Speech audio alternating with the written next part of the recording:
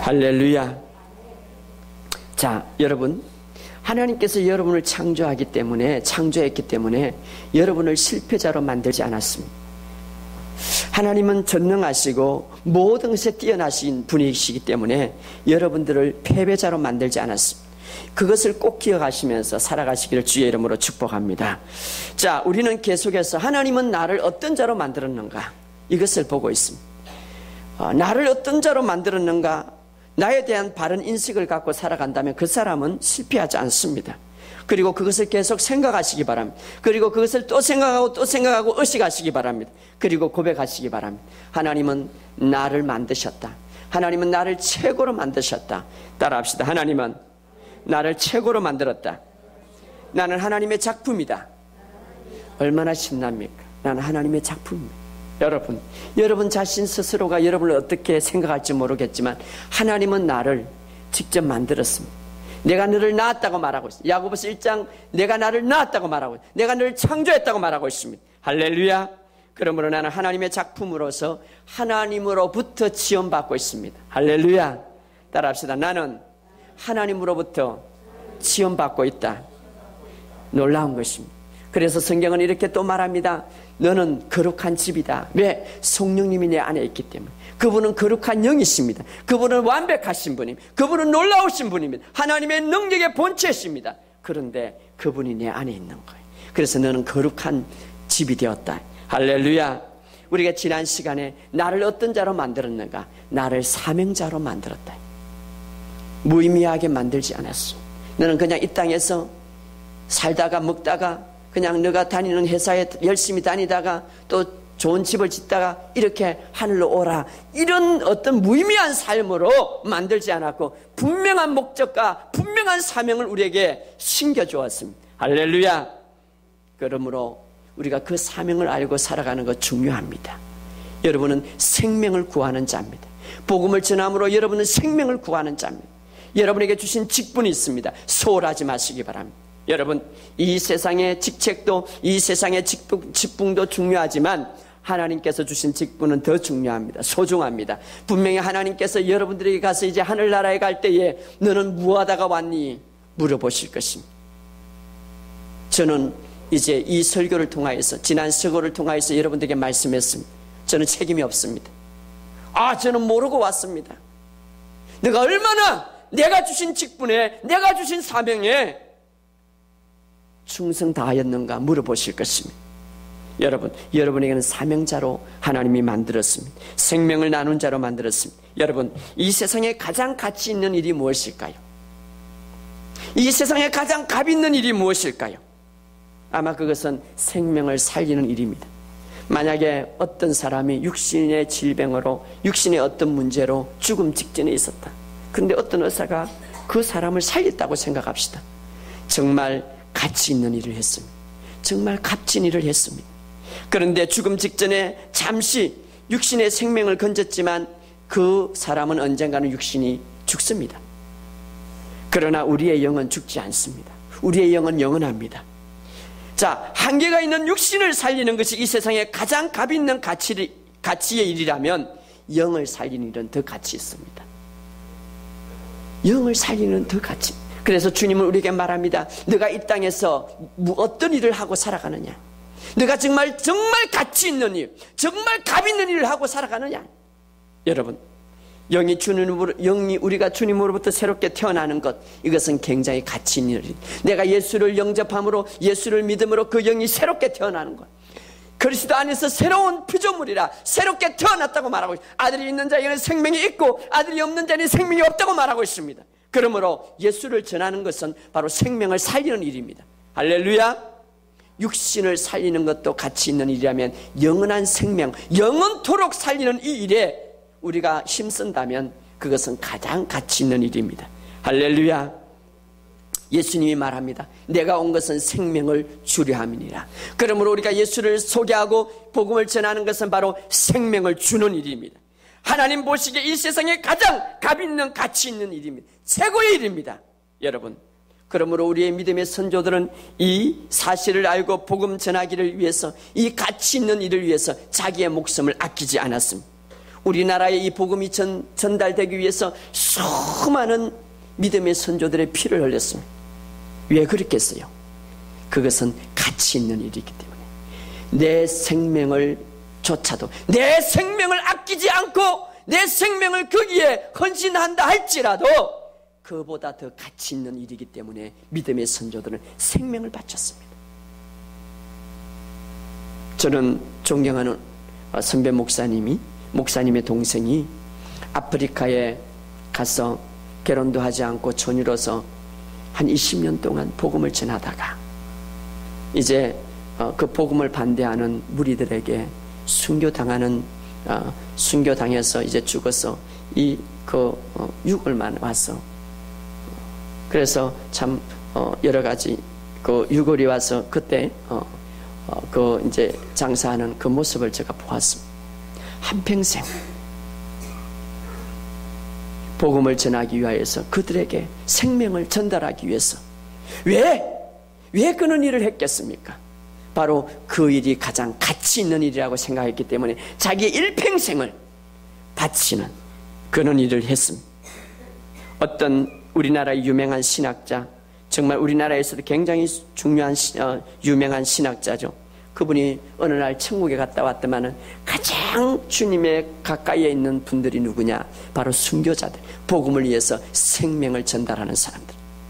그래서 오늘도 많은 사람들이 이 복음을 위해서 핍박을 받고 이 복음을 전달하는 데 있어서 자기의 생명도 아끼지 않고 전하는 이유는 뭡니까? 가장 가치 있는 일이기 때문에. 그래서 사도 바울은 이렇게 말합니다. 내가 이 복음을 위하여서 환난과 핍박과 심지어는 내 생명도 조금도 아끼지 아니한다고 말하고 있습니다. 여러분, 그렇다면 여러분은 얼마나 가치 있는 일을 하고 있습니까? 여러분은 지금 예수 믿는 지가 얼마나 되었습니까? 오늘 하루도 이제 얼마 남지 않았습니다. 여러분은 얼마나 날마다 가치 있는 일에 투자하고 있습니까? 수많은 사람들이 한평생 하나님 보시기에 정말 가치 없는 일, 정말 쓸모없는 일, 그것에 투자하고 거기에 신경 쓰다가 한평생 하나님 앞에 가는 사람 얼마나 많습니까? 정말 하나님께서 책망하실 것입니다. 여러분의 인생 가운데서 가치 있는 일에 얼마나 투자하고 있습니까? 우리 교회 새벽 기도에 예배에 나오는 이제 예부의 성도님들이 몇 분 있는데 그 중에서 한 분의 권사님이 있습니다. 새벽마다 은혜를 받으니까 이분이 기도를 했답니다. 하나님, 내가 이 교회를 위해서 어떻게 해야 합니까? 내가 이렇게 믿음의 말씀을 통해서 은혜를 받는데 이 교회를 위해서 무엇을 하면 좋겠습니까? 생각하다가 두 가지를 생각했답니다. 첫째는 내가 이 교회에 매일 월요일부터 계속 새벽기도 나오시니까 자기 남편은 본교회 이제 남편과 같이 다니면 11조를 드리고 나는 이 교회에 11조를 드려야 되겠다. 왜? 내가 은혜의 말씀을 지금 받으니까. 그래서 11조를 드리고 있고, 또 하나는 내가 이 은혜를 받기 때문에 내가 어떻게 하나님 앞에 보달까 하다가 이제 저에게 부탁을 하더라고요. 제가 우리 교회 주보를 좀 많이 찍어다면 한 주에 한 번씩 내가 이 동네를 자기가 사는 아파트에 다 꽂겠다는. 그래서 주보가 남지 않습니다. 다 가져갑니다. 목요일날 금요일 되면 다 가져가서 자기가 사는 아파트에 다 돌립니다. 너무나 참 보람된 일입니다. 왜? 내가 하나님을 향하여서 가치 있는 삶을, 가치 있는 일을 내가 해야 되겠다. 여러분 하루하루를 보내면서 얼마나 가치 있는 일을 하고 있습니까? 우리가 주님 앞에 설 때에, 창조자 그분 앞에 설 때에 너는 이 땅에 뭘 하고 왔니? 물어보실 것입니다. 올 한 해도 이제 얼마 남지 않았습니다. 여러분 3개월 남았는데 우리 주님께서 가장 가치 있는 일, 생명을 살리는 일이, 이 영혼을 살리는 일이 가장 가치 있는 일이라고 생각하셔서 주님은 자기의 생명을 아끼지 않고 십자가에 자기의 생명을 내놓았습니다. 그리고 우리를 구원했습니다. 우리는 구원받은 사람으로서, 하나님으로부터 이 은혜를 받은 사람으로서, 여러분 그렇다면 우리는 어떻게 보냅니까? 무엇을 하고 있습니까? 우리 따라합시다. 나는 구원받은 자로서 생명을 전달하는 자다. 내가 예수님을 전하면 바로 생명을 전달하는. 왜? 예수님 안에는 생명이 있기 때문에, 영원한 생명이 있기 때문에 나를 믿는 자는 영원한 생명을 얻는다고 말하고 있습니다. 여러분 복음을 전하는 사람 영원한 생명을 전하는. 따라합시다. 나는 복음을 전하는 자로 부름을 받았다. 나는 사명자로 부름을 받았다. 여러분 이것을 꼭 기억하시기 바랍니다. 그리고 무의미하게 시간을 보내지 마시기 바랍니다. 무의미하게 살지 마시기 바랍니다. 세상 사람들이 살아가는 방법대로 살아가지 마시기 바랍니다. 여러분은 한 차원 더 높은 바로 영의 사람이요 하나님으로부터 사명을 가진 그런 사람입니다. 자, 오늘 우리가 세 번째로 나를 어떻게 만들었는가 따라합시다. 나는 참된 예배자로 만들었다. 예배자로 만들었다. 오늘 이 시간 우리가 정말 예배가 무엇인가 이것을 바로 아시기 바랍니다. 따라합시다. 나는 참된 경배자로 만들어졌다. 하나님은 이것을 기다리고 있었습니다. 구약에 많은 제사가 있었고 많은 사람들이 있었지만 진짜 참된 예배자를 주님은 기다리고 있었습니다.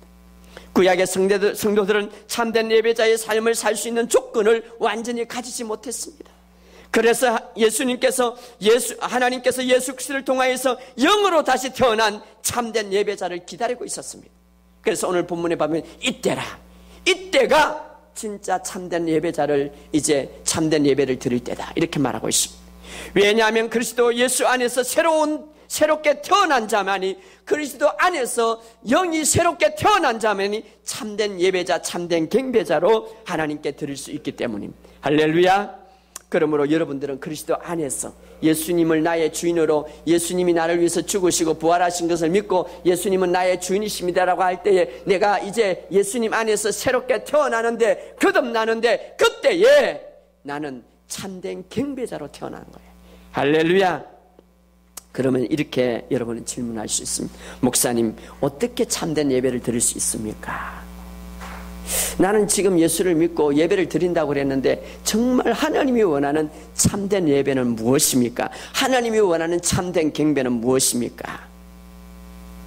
자, 성경에 오늘 보면 23절에 아버지께 참되게 예배하는 자들이라고 했는데 그렇다면 참되게 예배 드리지 못하는 자들도 있다는 거예요. 그죠? 여러분, 참되게 예배하는 자들이라고 했으니까 참되게 예배 드리지 못하는 자들이 있다는 겁니다. 거짓된 예배가 있다는 것입니다. 다시 말해 하나님이 기뻐하지 않는 예배가 있다는 것입니다.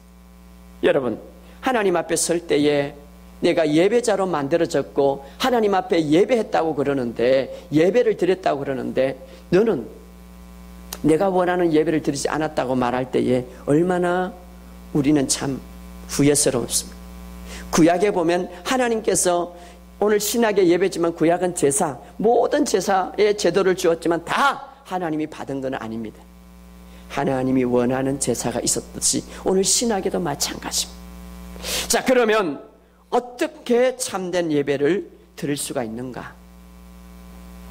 자, 내가 새롭게 창조되어서 참된 예배자로 만들어졌기 때문에 참된 경배자로 만들어졌기 때문에 내가 지금 하나님 앞에 참된 예배로 드린다라는 것은 아닙니다. 다시 말하면은 하나님이 나를 만들 때에 참된 경배자로 참된 예배자로 만들어졌다고 해서 내가 지금 참된 경배를 드린다고 하는 것은 아닙니다. 왜냐하면 이것은 마치 우리가 교회를 다니지만 성경책을 끼고 다니지만 성경대로 사는 사람 다 아니죠.